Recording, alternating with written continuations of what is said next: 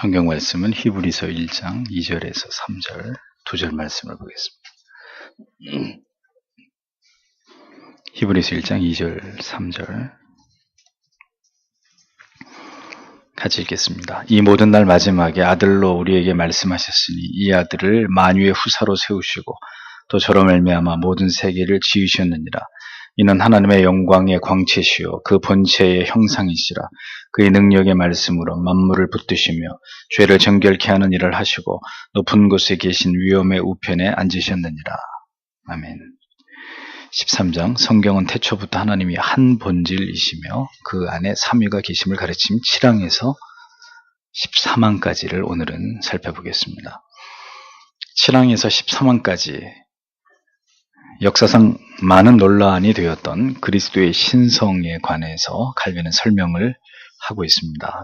7항을 보면 먼저는 말씀의 신성을 이야기합니다. 그러니까 말씀이 곧 예수 그리스도이신데 그 말씀을 통해서 그리스도가 자신의 신성을 어떻게 드러냈느냐 그 이야기죠. 하나님의 말씀은 신탁이나 예언처럼 잠시 이렇게 발설되었다가 소멸되는 그런 가치가 아니라 영속적으로 존재하는 지혜다 이렇게 표현을 합니다. 고대 선지자들 그리고 다른 모든 사도들은 모두 그리스도의 영으로 말미암아 말했던 자들이죠. 그리스도께서 아직 이 땅에 오시지 않았더라도 하나님의 말씀은 영원 전부터 성부로부터 말미암아 존재하신 것이다 라고 성경이 얘기합니다. 선지자들은 성령의 도구로 말씀의 영을 받아서 하나님을 우리에게 계시해 준 것으로 우리는 오늘 성경을 그렇게 하나님의 말씀으로 받아들이고 믿고 있는 것이죠.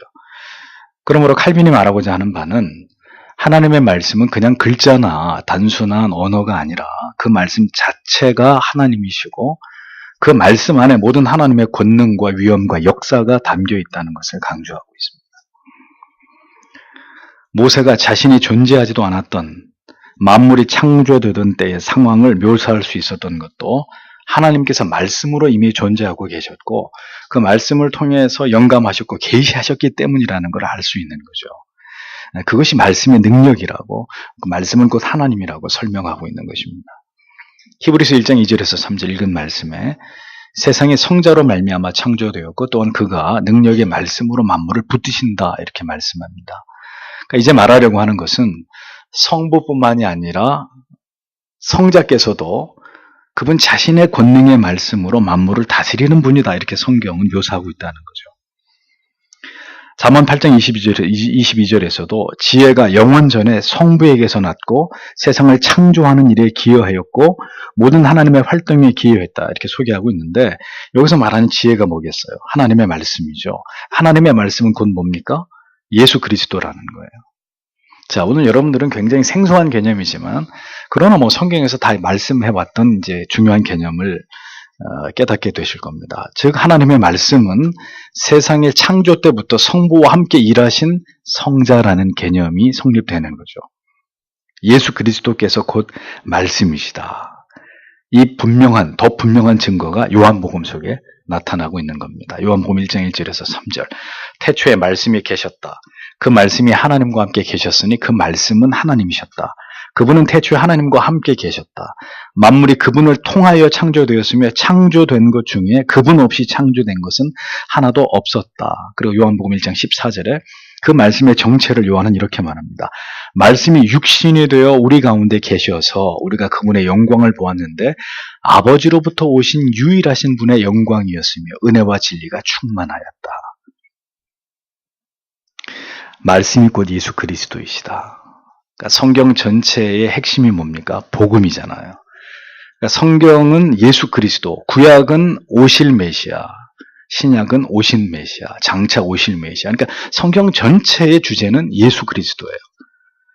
그러니까 결국은 예수 그리스도의 말씀이 이 세상 가운데 이 복음이 울려 퍼지게 하신 것이 하나님의 뜻이라는 거죠. 예수 그리스도의 복음이 성경을 통해서 우리에게 주어진 유일무이한 계시고 그것이 곧 하나님이고 하나님의 뜻이고 하나님의 계획이고 그러니까 성경에서 제일 중요한 것은 물론 성삼위 하나님이 다 중요하십니다. 그런데 우리의 구원과 연관지어서 성경에서 가장 중요한 주제가 누구냐? 가장 중요한 분이 누구냐?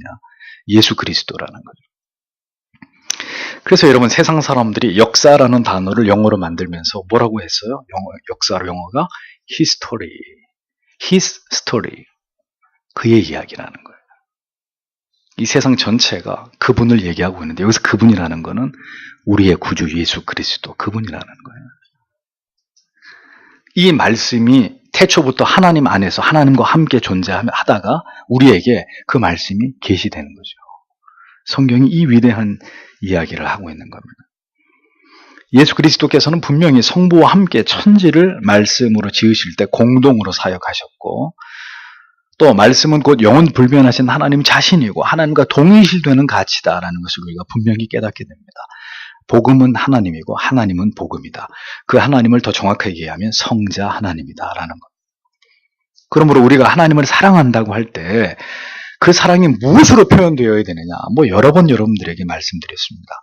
하나님을 사랑합니다. 하나님이 어떻게 나를 사랑하는데? 제가 하나님을 사랑하는 거 아시잖아요. 아는데 어떻게 나를 사랑하냐? 어떻게 우리의 사랑이 표현되죠? 여러분이 하나님의 말씀을 보고 듣고 묵상하는 것으로 여러분들의 신앙에서 이 하나님의 말씀을 가까이 하는 것으로 나타날 때 이것을 여러분이 얼마나 진지하게 사모하시고 이것에 열망을 갖느냐의 문제가 곧 그가 하나님을 지금 얼마나 사랑하고 있느냐 이것과 비례하는 것이라는 거죠. 성경을 볼 시간은 없는데 제가 헌금은 할 수 있습니다. 내가 성경을 볼 시간은 없는데 세상에서 내가 열심히 일은 할 수 있습니다. 성경을 볼 시간은 없는데 열심히 전도는 할 수 있고요. 성경을 볼 시간은 없는데 기도는 골방에서 내가 한 2-3시간 거뜬하게 할 수 있습니다. 다 맞는 얘기입니까? 틀린 얘기입니까? 중요한 게 빠진 얘기예요. 성경을 사랑하는 사람이 그리스도를 사랑하고 그리스도를 사랑하는 사람이 성경을 생명처럼 사랑하게 되어 있습니다. 그래서 우리가 입술로 수천 번, 수만 번 하나님 사랑합니다. 이런 고백보다 하나님이 더 기뻐하시는 것은 여러분의 삶의 현장에서 하나님의 말씀을 펼치는 것입니다. 하나님의 말씀을 묵상하는 것입니다. 아무리 강조해도 지나치지 않습니다. 말씀의 영원성을 얘기합니다. 칼빈은 이어서 하나님의 말씀이 존재하게 된 시기에 관해서 설명하고 있습니다. 칼빈은 여기서 매우 직설적이고 거친 표현으로 하나님의 말씀의 신성은 강조하나 영원성을 부정하는 자들, 개 같은 자들이라고 얘기하죠. 저보고 이렇게 심하게 얘기한다 그러지 마세요. 우리 칼빈 형님이나 저 루터 형님은 저보다 훨씬 더 직설적이고 훨씬 더 강하게 말씀하셨어요. 제가 감히 여러분한테 개 같다고 물론 여기서 칼빈이 성도들에게 한 얘기가 아니죠. 하나님의 말씀을 이렇게 왜곡시키고 변질시키고 이 하나님의 말씀의 권위를 훼손하는 자들이 그렇게 얘기하는 거지 성도님들에게 한 표현은 아니죠. 하나님께서 어떤 말씀을 하셨기 때문에 말씀이 존재하는 게 아니라 칼빈은 하나님께서 말씀하기 이전부터 하나님의 말씀이 존재해 왔다는 점을 강조합니다. 그러니까 말씀이 하나님이고 하나님이 말씀이고 로고스가 하나님이시다. 이 원리가 요한복음에서 굉장히 중요하게 강조되는 핵심적인 원리인데 이것도 나중에 설명하기로 하고요. 빛이 있으라고 말씀하시기 이전부터 이미 말씀이 존재하고 있었다. 칼빈이 주장합니다. 말씀은 태초부터 하나님과 함께 계셨고 하나님으로부터 나신 바 되셨다. 그것이 바로 말씀의 영원성이고 하나님의 말씀이 가진 본질이고 말씀 안에 담겨진 신성이다. 하나님의 말씀의 기원이 이렇습니다. 영원한 것이고 하나님 자신이고 우리는 하나님을 경외하고 사랑한다는 표현은 하지만 하나님의 말씀에 대해서 하나님과 상응하는 그런 마음을 갖지는 않습니다. 이게 모순이에요. 하나님을 사랑하는 사람은 하나님을 사랑합니다 라고 하면서 이걸 가슴에 꽉 붙들고 하나님과 말씀을 동일시하는 사람이라는 거예요. 하나님은 너무너무 사랑하는데 말씀 볼 시간은 너무 없어. 그 하나님 너무 사랑해. 하나님은 그걸 진심으로 받아주시지 않는다는 거죠.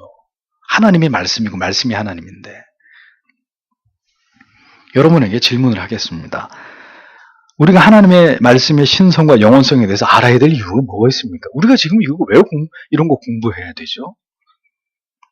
그것은 신자가 하나님의 말씀이 가진 권위, 위엄, 그 말씀의 가치를 모르고 하나님을 올바로 신앙하는 길은 없기 때문이에요.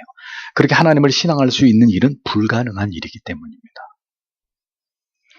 안타까운 것은 많은 교회와 성도님들은 성경은 그거 볼 필요 없고 그냥 목사 말만 잘 따르면 돼. 그냥 목사가 하자는 대로만 하면은 천국 가는 거야.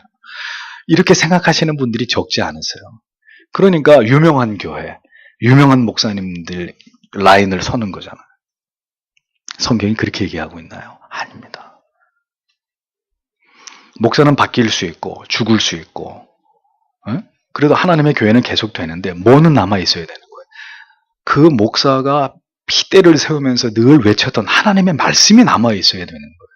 그래 어떤 교회 목사님이 돌아가셨는데 그 목사를 못 잊어가지고 VTR로 옛날에 한 설교를 계속 틀어놓고 몇백 명이 앉아가지고 예배를 드리고 있다. 교회 아닙니다. 성경이 말하는 교회가 될 수 없는 거예요. 이상하잖아요. 왜 사람을 못 잊고 사람에게 집착을 해요? 하나님의 말씀, 그가 선포했던 하나님의 말씀이 쟁쟁하게 귀에 남고 가슴에 남아서 사람은 없어지고 상황은 달라졌다 하더라도 그 말씀을 붙들고 가게 되는 것이 그게 진짜 믿음이죠. 올바른 믿음이죠. 신앙에서 가장 중요한 부분이 무엇입니까? 하나님의 말씀을 보고 읽고 듣고 묵상하는 것입니다. 하나님을 신앙하는 신앙의 내용에서 하나님의 말씀, 성경에 대한 여러분의 태도와 자세가 지금보다 더 진지해지시고 간절해지시고 열렬한 상태에 이르게 되시지 못한다면 단언하건대 여러분들의 구원에 대해서 장담하시면 안 돼요. 세월이 흘러갈수록 말씀에 대한 이해와 깊이가 깊어지고 하나님의 말씀을 펼쳐서 묵상하는 그 시간의 진지함이 더 뜨거워지고 더 하나님의 말씀에 대한 어떤 사모함이 불타 올라가야 그 사람이 성화되어 가고 있는 사람입니다. 성령 충만은 뭐라고요? 말씀 충만이다. 더 하나님의 세세한 말씀으로 지배를 받고 있고 그 말씀의 깨달음 앞에 낱낱이 내 자신이 드러나면서 그 하나님의 말씀으로 지배를 당하고 있는 그 사람이 성화되어 가고 있고 성령으로 충만해져 가고 있는 사람이에요. 근데 그런 일들이 계속 신앙의 연륜이 되어가고 있는데도 일어나지 않고 있고 오히려 신앙이 더 퇴보하고 있다. 그 사람이 가는 길이 그 길의 끝이 무엇인지를 의심치 않을 수 없는 이 중대한 부분이 되는 거죠. 하나님을 경외했던 신자들 가운데 하나님의 말씀을 이 시대의 그리스도인들처럼 멀리했던 자들이 존재했을까요? 존재하지 않았을까요? 존재하지 않았습니다.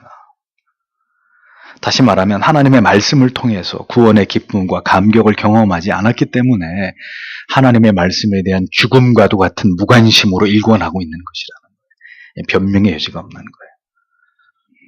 성경을 읽지 않는 시대, 하나님의 말씀을 더 이상 소중하게 여기지 않고 하나님의 말씀이 멸시되고 있는 오늘의 현실은 그야말로 영적으로 이가봇의 시대다. 이가봇이 뭐죠? 하나님의 영광이 떠났다. 이가봇의 시대다. 절망적인 시대입니다. 성경을 듣고 보고 묵상하지 않으려면 우리 칼빈 선생님도 좀 세게 얘기하셨으니까 저도 오늘 조금만 세게 얘기하겠습니다. 성경을 듣고 보고 묵상하는 걸 하지 않으려면 신앙을 포기하십시오. 신앙생활을 할 이유가 전혀 없습니다. 그 사람은 그리스도의 사람이 절대로 될 수 없습니다.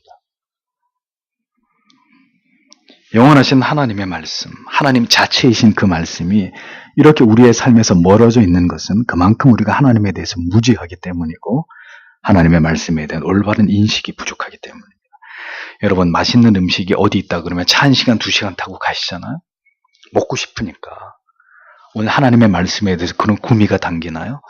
다윗이 하나님의 말씀은 송이 꿀보다 더 답니다. 이런 고백했는데 오늘도 허겁지겁 하루 종일 일하시다가 집에 들어오셔서 말씀 보고 싶어가지고 저녁 빨리 먹고 오늘 꿀 한 사발 마십시다. 영혼의 꿀을 한 사발 그리고 TV 끄고 성경 가족들이 그리고 나누고 여러분 이러한 삶이 여러분들에게 익숙하십니까? 전혀 낯서십니까?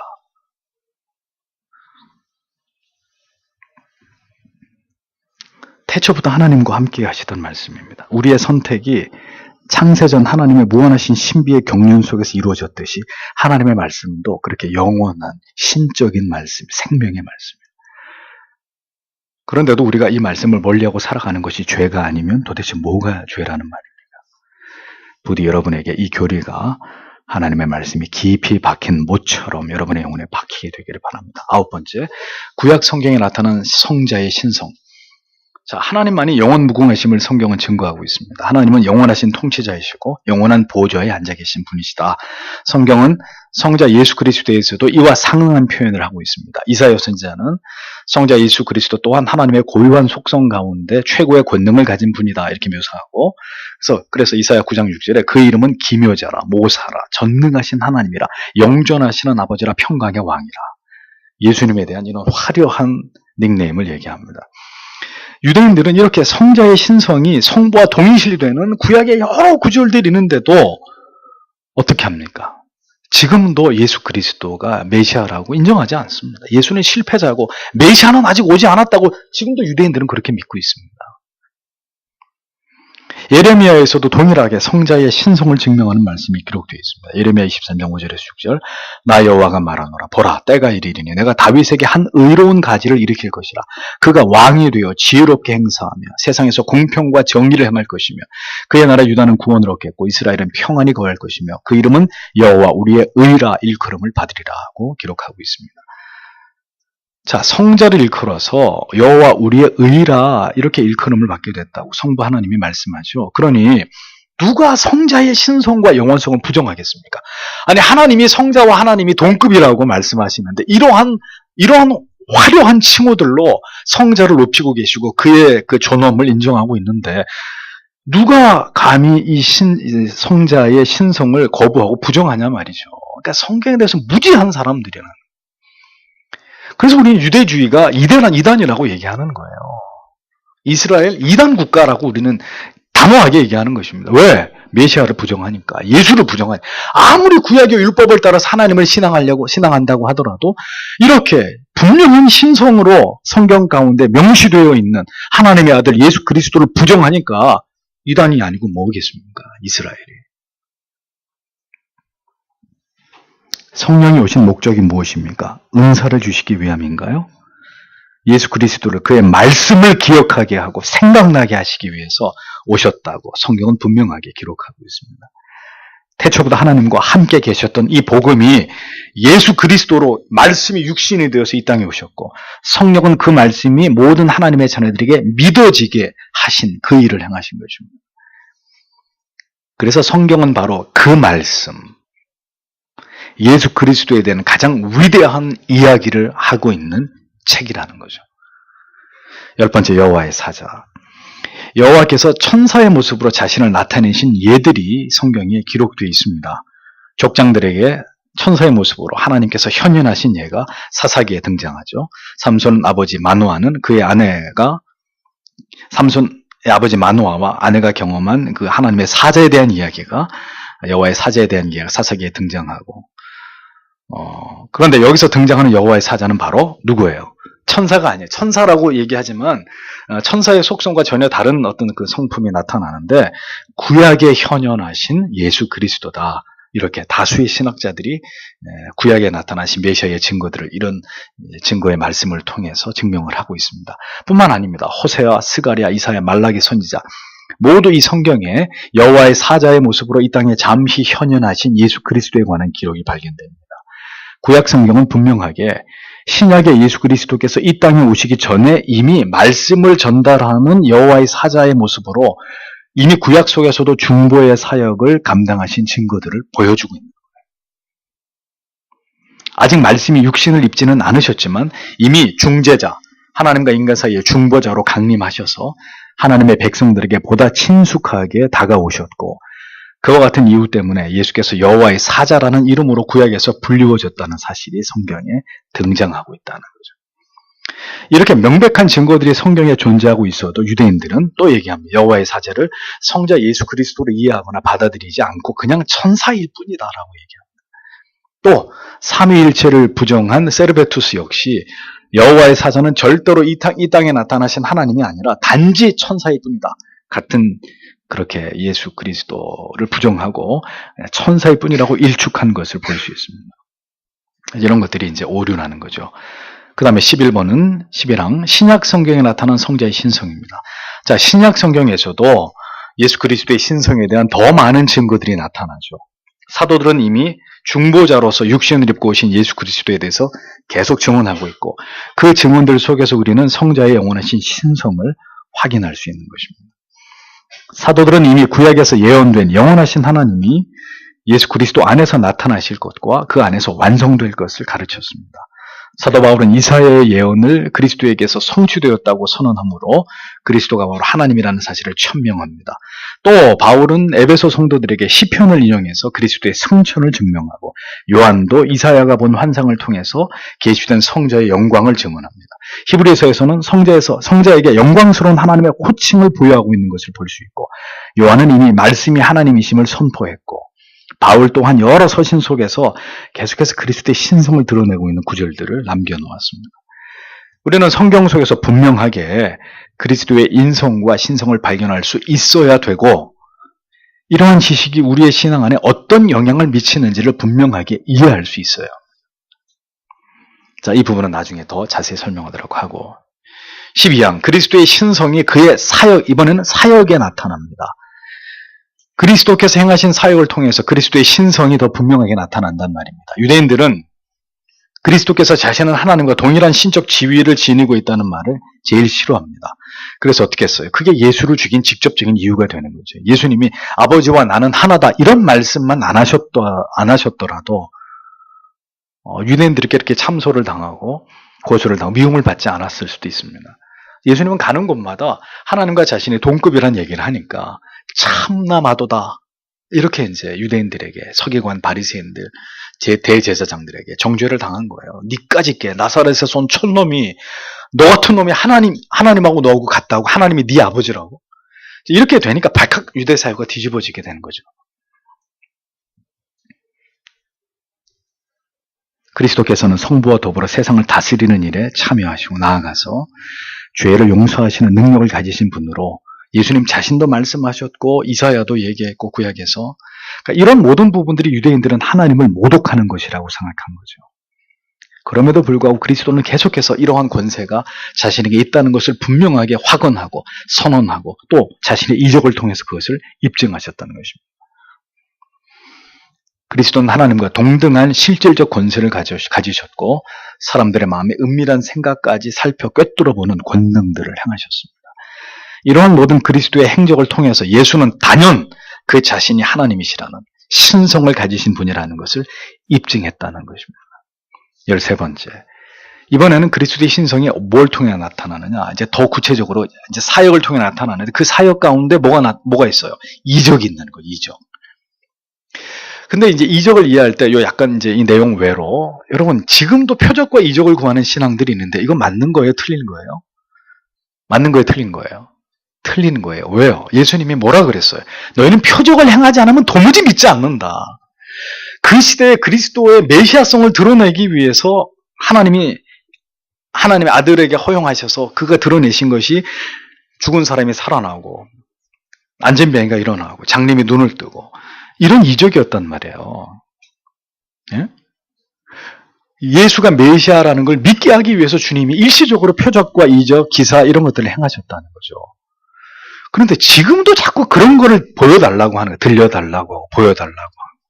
그러면 이게 뭐하러, 이게 왜 필요했어요? 그럼 하는 성경이 그 뭐하러 필요 있냐고요. 그래서 이제는 이런 표적을 구하는 시대가 그런 신앙이 아니고 이 시대 표적은 뭡니까? 66권. 하나님의 계신 이 하나님의 말씀이 가장 명백한 표적인 거죠. 이걸 아주 구분을 못 해가지고 뭐 산에 가서 소나무 뿌리 뽑는다 그러고 음성 듣는다 그러고 여전히 그런 신자들이 적지 않잖아요. 아직도 표적을 구하고 이적을 구하고 여전히 귀신 쫓고 나를 찌어다 축사하고 아니란 말이에요. 복음서의 기자는 예수께서 사도들에게 죽은 자를 살리고 문둥병자를 낫게 하시고 귀신을 내어 쫓는 권능을 주셨음을 보도합니다. 그들은 이러한 권능이 예수 그리스도께로부터 왔음을 분명히 드러내는 방식으로 이적을 행합니다. 사도들이 이적을 행할 때 내가 너를 낫게 한다. 절대로 그렇게 얘기하지 않죠. 베드로도 그렇고 금과 은은 내게 없으나 내게 있는 것으로 내게 주노니 곧 나사렛 예수 그리스도의 이름으로 일어나 걸어라. 모든 사도들이 어떤 능력을 행할 때마다 거기에 누구를 인용해요? 누구로부터 위임된 능력으로 자기가 이적을 행한다는 걸 드러냅니까? 예수 그리스도.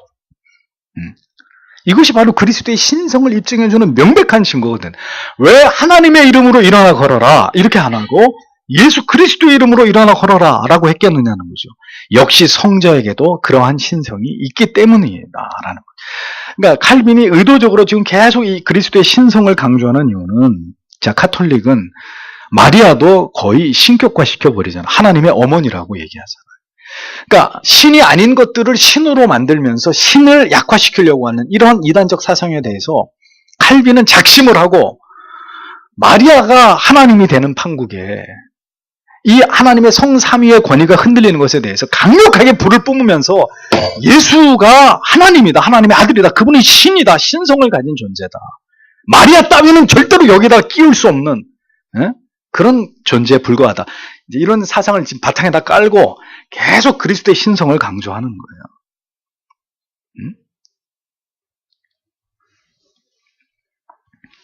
하나님뿐만 아니라 그리스도 예수 안에도 생명이 있고 선과 의로움이 있다는 말 자체가 이는 하나님께 해당되는 말인데, 예수님께도 그런 말씀을 하는 것을 보면 하나님과 예수 그리스도가 동일한 신성이 있는 분이라는 것을 성경이 말씀하고 있다는 겁니다. 그래서 바울은 서신서의 여러 구절들 속에서 성부와 성자를 동일하게 부르고 하나님의 모든 축복과 은총이 성자의 간구를 통해서 우리에게 임한다는 것을 밝히고 성부와 함께 권능에 참여하심으로써 성자에게 축복을 베푸시는 주체가 되신다는 것을 뚜렷하게 우리에게 설명해주고 있습니다.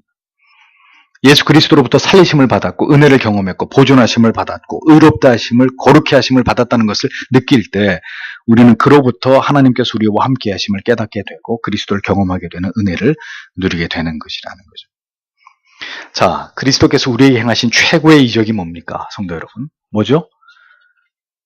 우리에게 그리스도가 행하신 최고의 이적, 우리가 그리스도를 경험함으로 그를 믿게 됐다는 거예요. 예수가 내 구주라는 게 믿어진 거. 예? 성경 전체를 통틀어서 가장 위대한 이적은 죽은 사람이 살아난 게 아니에요. 문둥병 환자가 나은 게 아니에요. 오늘 내가 예수를 믿게 됐다. 예. 하나님의 자녀가 되었다. 내가 죽어도 그 예수의 영광스러운 이름을 부정할 수 없는 사람이 되어버렸다. 이게 가장 큰 이적이죠. 가장 위대한 이적입니다. 성경을 읽고 묵상하고 제발 기도하라고 성경은 우리에게 호소하지 않습니다. 목사가 호소하죠. 맨날 여러분한테. 죄인을 찾아오시는 하나님의 아들을 경험한 자들은 세계적인 이적이 자기의 영혼 안에 일어났음을 경험한 사람들. 그런 사람들한테 뭐하고 성경 좀 보세요, 기도 좀 하세요, 이런 얘기를 할 이유가 없잖아요. 그런 얘기를 하는 것 자체가 비정상이지. 물어보겠습니다. 여러분 그리스도를 만나셨습니까? 그럼 여러분 자신은 죽었나요? 네? 오늘 우리 자신이 죽고 있습니다. 바울이 나는 날마다 죽노라. 여러분 매일 죽고 계십니까? 예수 만나셨습니까? 그럼 우리는 매일매일 죽는 사람이 돼야 되는, 매일매일 내 자신이 해체되고 하나님 앞에서 버러지 같은 존재라는 것을 인식하면서 낮아지고 또 낮아지고 또 낮아지고 날마다 자기를 부인하는, 날마다 자기를 죽이는, 그게 그리스도인의 삶 아닙니까? 근데 왜 날마다 우리가 살아납니까? 우리가 무슨 좀비입니까? 죽었는데 또 살아나고 죽었는데 또 살아나오고. 여전히 하나님 말씀보다 여러분의 자아가 강하다면 여러분은 그리스도를 경험하고 있는 사람들이 아닙니다. 그리스도를 만난 자는 그리스도께 굴복하는 자들이고 언제나 그리스도 앞에서 자신을 복종시키는 자입니다. 그래서 그리스도를 따르는 것이 뭐라고요? 칼빈은 두 가지로 정의했잖아요. 뭐예요? 자기를 부인하고 그 다음에 십자가를 지는 것. 그게 신자의 삶이다.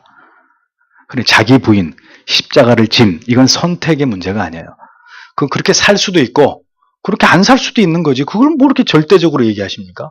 제가 그렇게 얘기하는 게 아니고요. 성경이 그렇게 말씀하고 있고 우리의 믿음의 선배 칼빈이 그렇게 정의했어요. 성경을 가지고. 자기 부인이 없는 사람, 지고 가는 십자가가 없는 사람, 그 그리스도의 도를 쫓아가고 있는 사람이 아니라는 뜻입니다. 그리스도를 아는 것과 믿는 것은 성도 여러분 같은 것이 아닙니다. 청함을 받은 자들은 많지만 택함을 입은 자들은 많지 않습니다. 보편적 부르심을 입은 사람들은 많지만 유효적 부르심을 입은 사람들은 소수입니다. 이적적 부르심으로 여러분은 주님을 경험하고 온전히 그 주님께 굴복하는 삶을 살아가고 있는지를 돌아보십시오. 그렇지 않으면 그리스도의 신성에 대해서 논하는 이 모든 내용도 아무런 의미가 되지 못할 것입니다. 성경 속에서 그리스도께서 분명한 하나님이시고 하나님의 아들이시고 우리의 구주되심을 경험하는 성도 여러분들이 되십시오. 목사님 어떻게 하면 회심합니까? 또 말씀드려요. 성경 읽으세요. 많은 하나님의 사람들이 성경을 읽다가 그리고 성경을 설교하는 설교를 듣다가 회심을 했습니다. 주님을 만났습니다. 말씀 속에서. 왜? 이 말씀이 하나님이기 때문에. 이게 그냥 책으로 보이십니까? 이게 그냥 활자, 검은색은 글씨고 흰색은 종이고 그냥 그렇게 보이십니까? 이 자체가 하나님이에요.